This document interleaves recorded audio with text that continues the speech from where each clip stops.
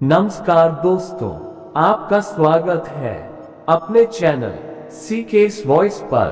कहते हैं पिछले जन्म के कर्मों का आपको यूं देना होता है अपने वर्तमान में हिसाब। एक गाड़ी के दो पहिए की भांति सुख दुख साथ साथ चलते हैं और कहीं ना कहीं हमारे जीवन के अच्छे और बुरे दिन हमारे कर्मों का ही परिणाम होते हैं।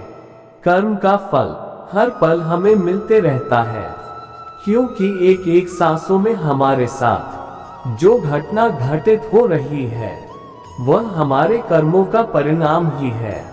कर्म के कारण ही हम सांस ले पा रहे हैं, तो किसी की सांस अभी अभी खत्म हो चुकी होती है। कर्म हमारी काया तो उसका फल हमारी परछाई है, दोनों सदा साथ साथ ही रहते हैं। कोई भी कर्म तब तक फल नहीं देता जब तक उसका फल किस प्रकार आएगा ये तय न हो जाए। इसीलिए कर्म फल के समय को जान पाना मुश्किल होता है। यही कारण है कि हम इस जन्म में किए गए कर्मों के फल सिर्फ इसी जन्म में नहीं भोग पाते। एक बार की बात है, एक पहाड़ पर एक कुटिया थी और उस कुटिया पर एक गुरु और उसका शिष्य रहा करते थे। और उस गुरु को बहुत ही सिद्धियां प्राप्त थी और उनकी सिद्धि हर जगह प्रसिद्ध थी। वह वहां के लोगों में इतनी ज्यादा प्रचलित है कि लोग उनकी शक्तियों से भली भांति परिचित थे। वह ध्यान में बहुत ही ज्यादा लीन रहते थे।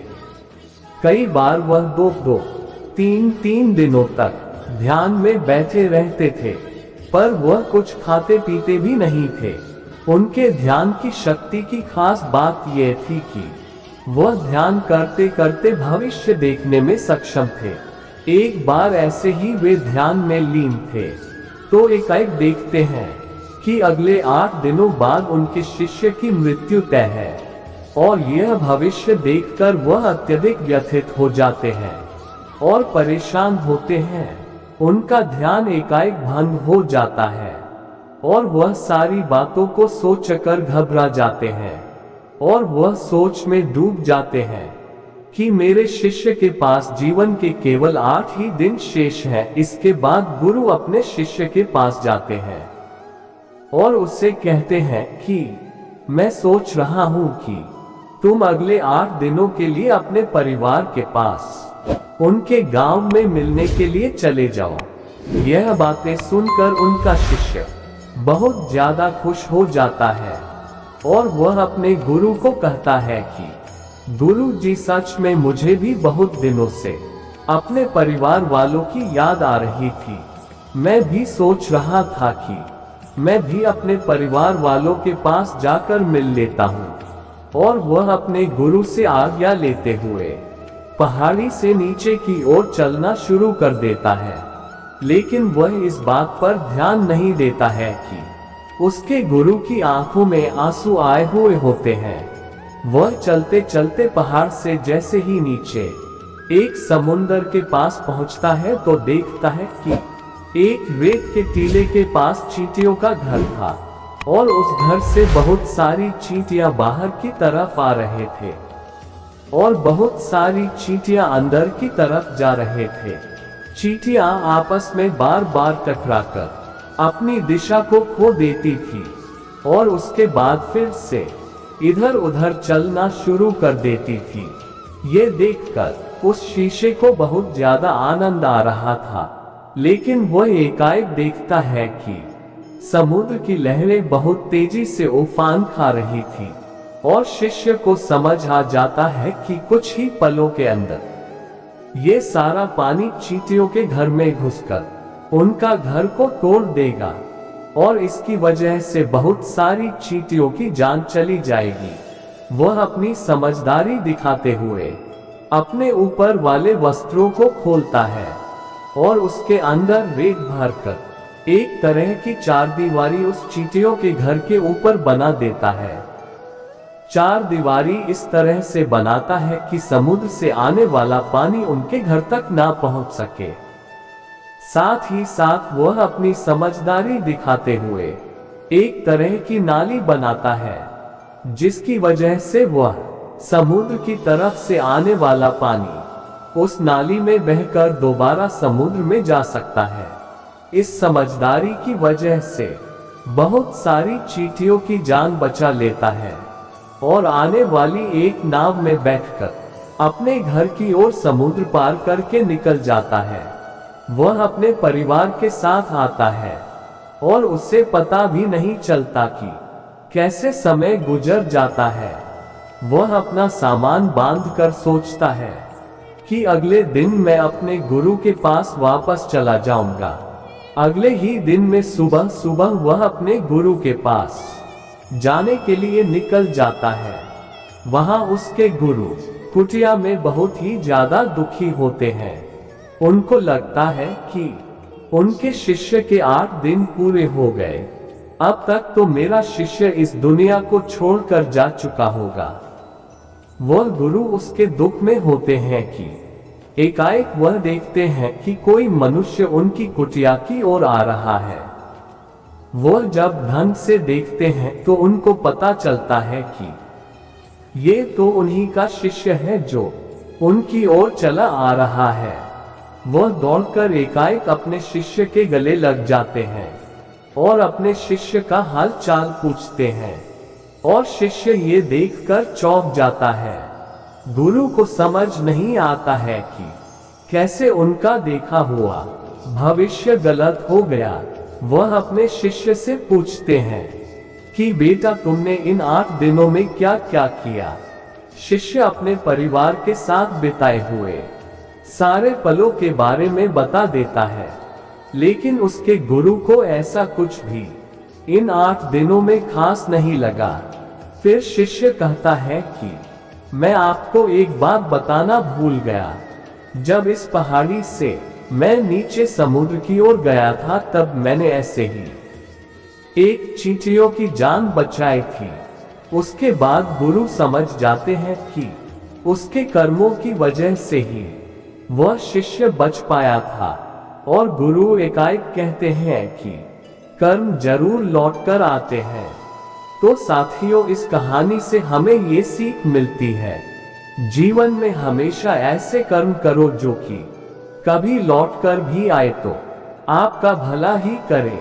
हमारे कर्म हमेशा लौटकर वापस जरूर आते हैं, तो हमेशा ध्यान रखें, किसी का भी बुरा ना सोचें, ना ही किसी का बुरा करें, सबका भला सोचे। और यदि कोई बुरा भी करता है तो उसको भगवान के भरोसे छोड़ दे, क्योंकि भगवान सभी ना सभी को एक दिन सबका कर्म जरूर लौट आते हैं। कुछ लोग अपने सभी रिश्ते में विश्वासघात या धोखा ही पाते हैं।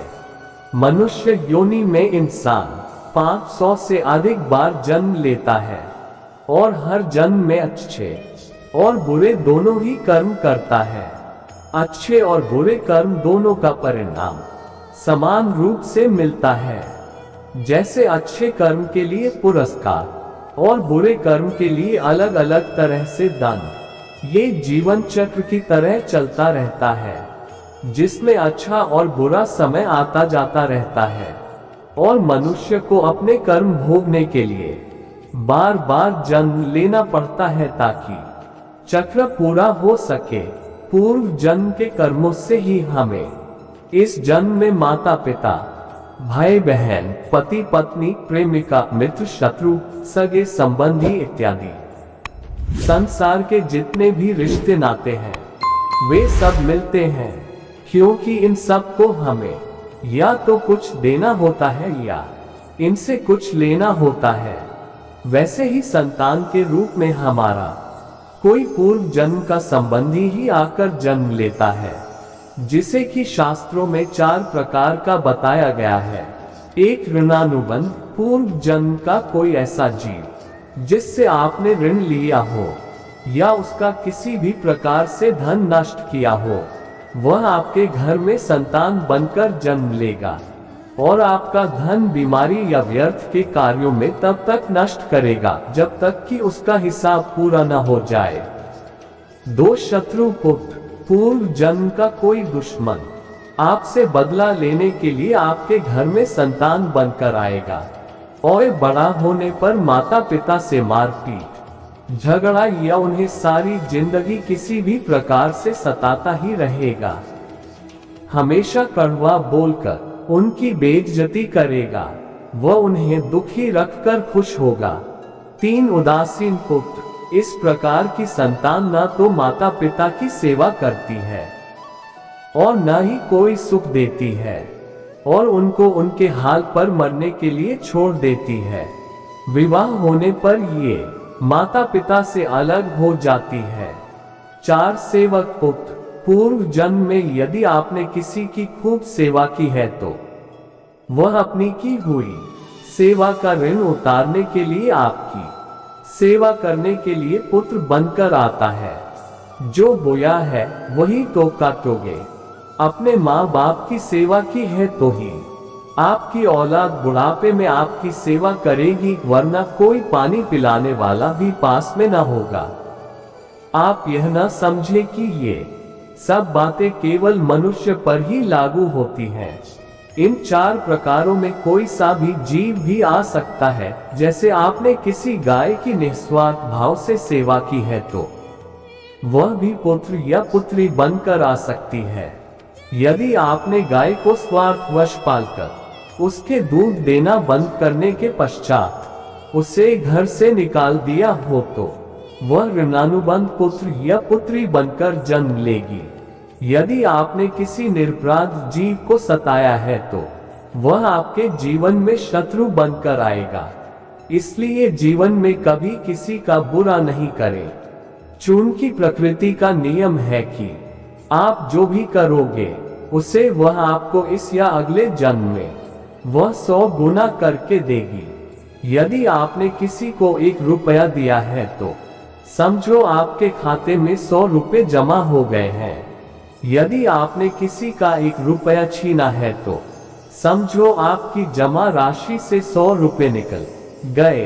कहते हैं ना कि प्रत्येक व्यक्ति या प्राणी अपने अगले जन्म का हिसाब इस जन्म में बराबर करता है। यदि वह अगले जन्म में अच्छे कर्म करके आया होगा तो उसे इस जन्म में भी जरूर अच्छे ही कर्म का भोग करना होगा।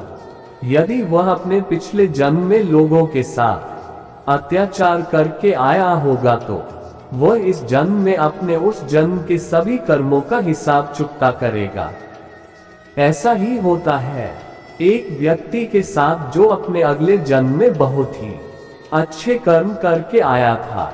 उसने अपने अगले जन्म में उन सब असहाय लोगों की सहायता की जिन लोगों को उसकी जरूरत थी। इस प्रकार इस व्यक्ति ने अपने अगले जन्म में प्रत्येक कर्म इस प्रकार किए कि उससे आने वाले अगले जन्म में किसी भी चीज की कमी न हो सके, वह एक अच्छा जीवन जीने लायक रह सके। जब वह अपना नया जीवन प्राप्त करता है तो वह फिर भी एक मानव के रूप में ही ईश्वर द्वारा इस पृथ्वी पर भेजा जाता है, क्योंकि ईश्वर के अनुसार उसने प्रत्येक वह कार्य अपने अगले जीवन में किए जिसे एक अच्छा व्यक्ति समझा जा सकता है। इस कारण भगवान के पास ऐसा कोई भी मौका न था जिसे देखकर भगवान इस व्यक्ति को इस जन्म में जानवर या अन्य योनि में अवतार दे सके। भगवान ने इस व्यक्ति के अच्छे कर्मों को देखकर इसे फिर से एक अच्छे इंसान के रूप में जन्म दिया। ये व्यक्ति भी भगवान द्वारा ली गई सभी परीक्षाओं में खरा उतरा और सभी मुश्किलों को पार कर अपने जीवन में लगातार अच्छे कार्यों को करता रहा।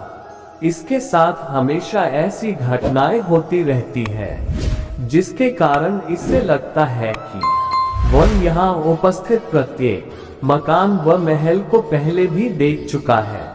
उसे हमेशा यही महसूस होता, परंतु वह समझ नहीं पाता है कि उसने ये दृश्य पहले देखा तो कब।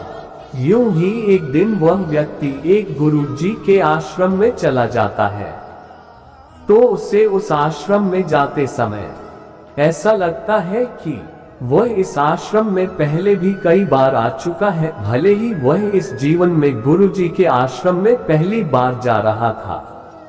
गुरुजी अत्यधिक ज्ञानी होने के कारण उस व्यक्ति को देखते ही समझ गए कि ये व्यक्ति इस पृथ्वी में दोबारा व्यक्ति के रूप में जन्म लेकर आया है। जब वह व्यक्ति गुरुजी को अपनी मनोदशा के बारे में बताता है तो गुरुजी उसे स्पष्ट रूप से बता देते हैं कि वह इस पृथ्वी में तथा इस क्षेत्र में दोबारा जन्म लेकर आया है। इस प्रकार वो व्यक्ति इस बात से चौंक जाता है कि वह दोबारा भी व्यक्ति के रूप में ही जन्म ले पाया, और वह अपने कर्मों से अत्यधिक प्रसन्न होता है, क्योंकि कहा जाता है वही व्यक्ति दूसरी बार व्यक्ति के रूप में जन्म लेता है जो इस संसार में सबसे अच्छे कर्मों में से एक कर्म करता है। इस प्रकार हमें अपने जीवन में प्रत्येक कर्म को सोच समझकर करना चाहिए, क्योंकि हमारे पुराने कर्मों का हिसाब भी हमें अगले जन्म में भुगतना पड़ सकता है। अर्थात बेहतर जीवन जीने के लिए बेहतर कर्मों को करना आवश्यक है। एक और बात, क्या हमें पूर्व जन्म के कर्म भोगने पड़ते हैं? अक्सर यही सवाल लोगों का रहता है। आइए जानते हैं। हाँ, इस बात का 100% लोगों को विश्वास होने लगा है कि हम अपने पूर्व जन्म के कर्मों को इस जन्म में भोगते हैं। इस बात का ज्ञान होने के कारण आज बहुत सारे लोग अपने जीवन में अच्छे कर्मों को करना चाहते हैं। पुनर्जन्म के बारे में स्वयं भगवान श्री कृष्ण ने भगवद गीता में बताया है, अतः विश्वास न होने की मुझे कोई वजह नजर नहीं आती। हालांकि लोग कई बार मन को नियंत्रित न करने की वजह से बुरे कर्म करने के लिए मजबूर हो जाते हैं। कई लोग सिर्फ जीवन में आनंद खोजते हैं, उन्हें सिर्फ अपनी खुशी से मतलब होता है, जिसके लिए कई बार वे अपनी जिम्मेदारियां भी भूल जाते हैं।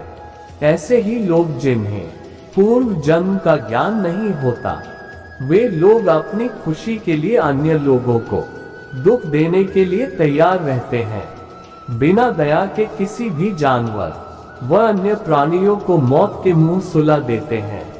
इन लोगों को अपने अगले जन्म की बिल्कुल भी चिंता नहीं होती।